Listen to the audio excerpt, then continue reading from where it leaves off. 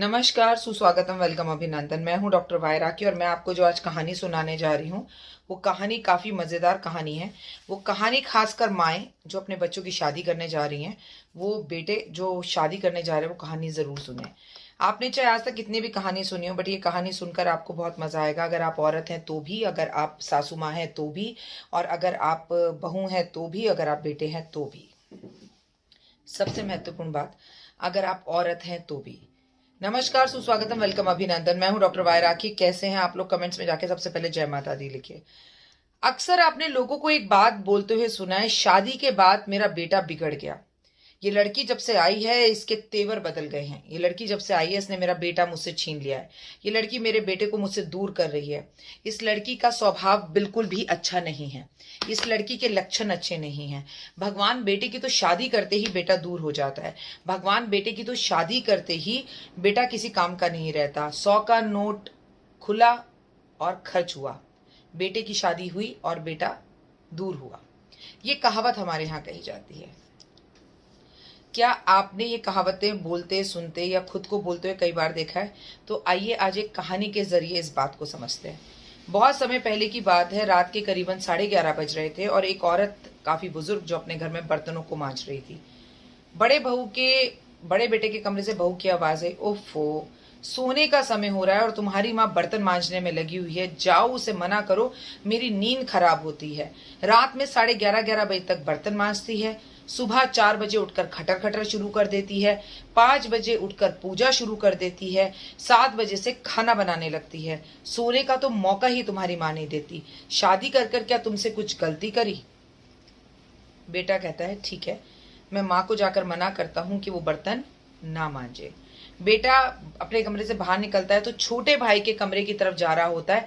Exactly उसकी भाभी, छोटी भाभी भी अपने हस्बैंड से यही कह रही होती है। वो भाई का दरवाजा खटखटाता है और खटखटाकर बोलता है, आओ।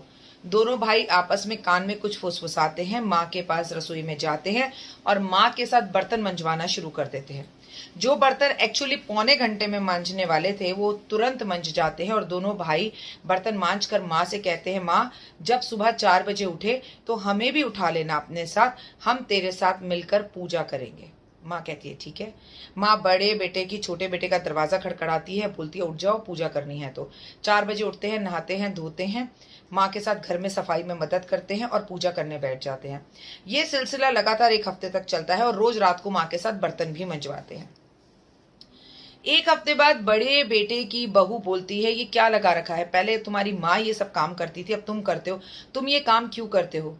बेटा मुस्कुराकर बोलता है, जब मेरी शादी हुई तो मेरी माँ मुझसे बार बार कहती थी, शादी कर ले, शादी कर ले। मैं कहता था शादी नहीं करनी, तो माँ बोलती थी, मैं बुजुर्ग हो गई हूँ, कब तक तेरे बर्तन मांजूंगी? तेरी बीबी आएगी तो तेरी जिम्मेदारी को उठाएगी।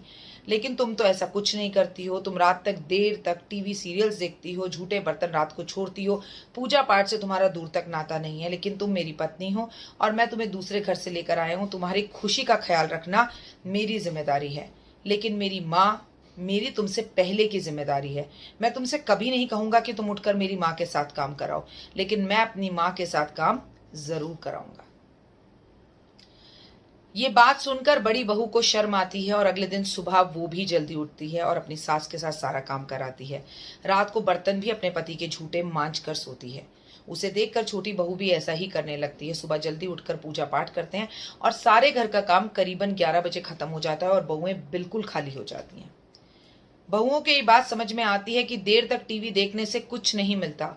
सुबह उठकर घर का काम जल्दी करने से हम दिन में फ्री होते हैं और वही सीरियल जो हम रात को लेट तक जागकर देखते थे, हम दिन में देख सकते हैं, खुद को एक क्वालिटी टाइम दे सकते हैं और सास का भी भरपूर आशीर्वाद मिलता है, पति भी खुश रहता है। बात सिर्फ इतनी सी है दोस्तों। इस कहानी के माध्यम से मैं आपको ये समझाना चाह रही हूँ, घर को स्वर्ग और नर्क बनाने का अधिकार केवल औरत का नहीं होता, आदमी का भी होता है। वो लड़की जो कल से बाहर से आई होती है, आपका बेटा जो आपके साथ 25 साल तक पलता है, पोसता है, अचानक उस लड़की के आते ही नहीं बदल जाता। जो लड़के नहीं बदलना चाहते वो नहीं बदलते। हर वक्त घर बर्बाद करने का और तोड़ने का सिरा औरत के ही सर पर क्यों मांडा जाए? अगर घर के बेटे को बैलेंस करना आए, अगर अपने घर के बेटे को माँ और बीवी का संतुलन करना आए, अगर बेटे को ये समझ में आए कि मेरी माँ ने रात में कभी झूठे बर्तन नहीं रखे, चाहे वो कितनी भी बीमार थी, और यही बात वो अपनी पत्नी से भी प्यार से कह दे तो हर घर स्वर्ग हो जाए। हर बार औरत ही गलत नहीं होती। कई बार झूठी शान, झूठे प्यार और झूठे दिखावे के लिए, और ये दिखाने के लिए कि मैं अपनी माँ का गुलाम नहीं हूं, मैं मम्मा बॉय नहीं हूं, बेटे अक्सर अपनी पत्नियों के गुलाम बन जाते हैं। और अगर आप बेटे हैं और इस कहानी को सुन रहे हैं तो आपकी माँ बुजुर्ग हो गई है। माता पिता से आपका रिश्ता आपकी बीवी से पहले था।